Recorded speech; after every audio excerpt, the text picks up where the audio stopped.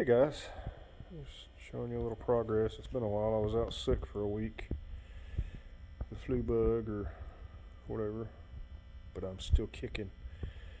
Anyway, you can see I got the covers and everything's painted. I did not have new bolts come for the oil pump, so I reused the factory ones and just cleaned them up.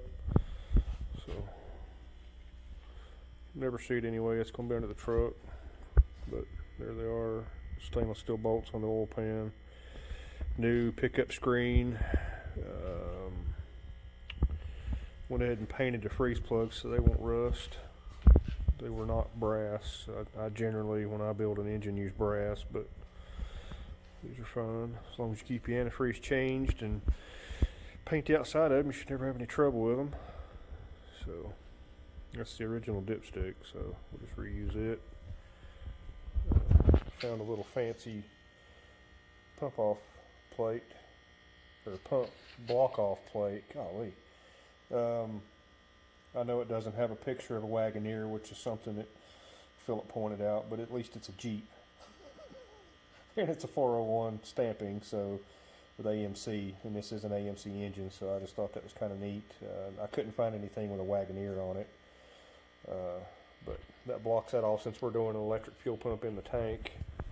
And of course, those bolts you see hanging out the front on the water pump cover, those are just to line up the bolt holes going in on the gasket until we actually get the water pump that comes with the serpentine belt system that goes on this thing. They're temporary. That's the original bolts. Pretty much everything that was on this engine before was junk.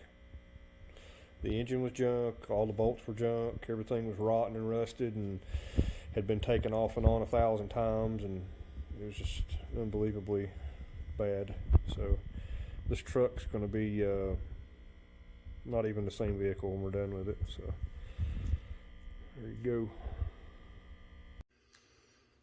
Hello, ladies and gentlemen. How are we doing today? If you guys want more content or like deeper, more instructional stuff, just let me know. I don't have that many people following me, but anyway, this is the Jeep 77 Jeep Wagoneer. As you can see, it's in many pieces. All the axles, front and rear, are right there. I'm actually going to take those to a axle specialist that rebuilds these things. New U-joints, replacing the rear tube, drive shaft tube is rusted almost in two in a couple of spots. So we're going to make it all good. I'm replacing tie rod ends, springs. It's got a lift kit sitting over on the floor. Steering box. Of course, you can see the engine is in. I'm still waiting on parts, believe it or not. I think it was like 3 months ago, my last video. Still waiting. So I can't assemble the front of the engine nor finish the wiring, so I really haven't started on the wiring without all those parts. So, you know, it's kind of been, I've been working on other stuff, so that's why it's been a while since I've posted anything. But complete disassemble of the front. Yeah, it's not that bad. I've seen a whole lot worse. This ball joint here is definitely bad. You can see over here, that boot's been torn for some time, so it's getting all new anyway. New shocks. I don't remember the company that built this lift kit, but it's pretty mild, 3-inch I think. Springs, new shocks. Doing a rear disc brake conversion. Got all the brackets for that. This was really bad. I should have showed you before I stopped. It was, you should have seen it. This is bad, but it was really bad. There's like, look at all that I've washed in. The rust that was in the tubes. Anyway, it's a mess, but it won't be when we get done. So there's that. All this will have new hardware. I'm gonna try to paint the frame a little bit in places where the painter cannot get to. He did a pretty good job on the front, but As you can see, they've still got quarters, bottom door halves, both front and rear. Floor pan's rotten. So anyway, there's a little update. Oh, look, painter left his tape on there. Now that's how you hold your nut on your socket to get it up in there, boys. Right there. See that? So, temporarily built an exhaust, just a crossover from the old tube. Managed to weld to that rusty mess. I didn't want to go buy a new exhaust pipe because I am not a muffler technician, and this pipe's too small. And he wanted the aluminized pipe in 3-inch. So we'll let somebody that's a specialist in that can do it a lot faster. But I did take the collector kit that came with it and welded that and built a, let's see if we can get under here. Took a hole saw, made my own little T-end to that, and then the O2 sensor is the reason I did all that, is back in the back. You can see it strapped on there.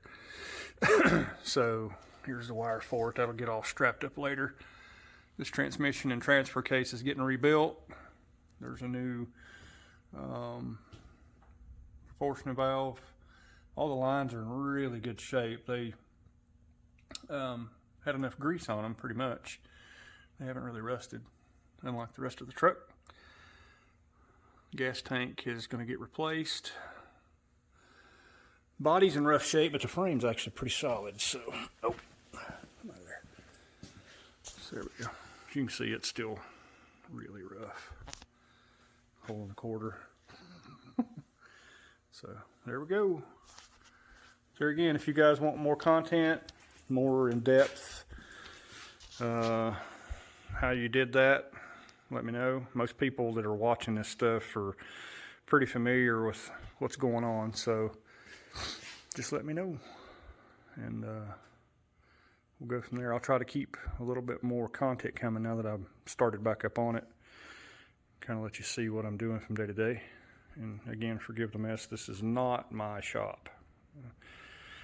I will be moving soon to my own place.